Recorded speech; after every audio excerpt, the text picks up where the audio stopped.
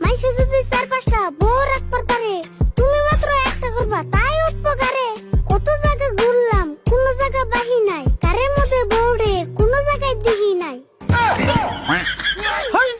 আমি কইছি যে বউ ঘর উঠবো না, কথা কোন বিলে হেডা বুঝোস না, তার আমার বিয়ে করবে চাস বুঝিস? আমি যদি আজকে বিয়ে করি, সেই বউটা কার বেঁচে থাকবো, কারটা খাইবো, কারটা দিনবো, সেটা বরাদ্দ করছ, ওইটা ঘর উঠা কয়।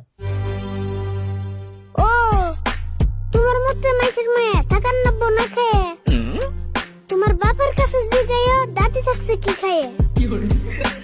দুনিয়ার নিয়ম যদি একটু কমানো, শরম থাকতে মাইসের মেয়ে বাইতে একটা আনো। বাপরে বাপ, তুই আমার বাপ না তো রেগে রেগে। ওই তুই যে ভালো করে শুনে থাকা, আঙ্গো মা জন্ম করে সংসার করছে, এম করে মেয়েরা পারবো রে? আঙ্গো মা একটা কাপড় নিছে ঈদের মধ্যে, সেই কাপড়টা সারা বছর চলছে, 100 গ্রাম তেল দিয়া 1 মাস রানছে, 1 জোড়া স্যান্ডেল 2-3 বছর বুনছে, তার ফিতা বদলিয়ে বদলিয়া। এম করে মেয়েরা পারবো? এম করে মেয়েরা পার্লারে যে একদিনে যদি টাকা খরচ করে, ওই দাম বাবা 1 মাস সংসার চালাইছে।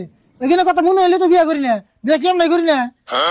দেওসেন আগের দিনের কথা কোকা, তখন আসল অভাব, কুড়ির যুগে সব মানুষের পাল্টে গেছে স্বভাব।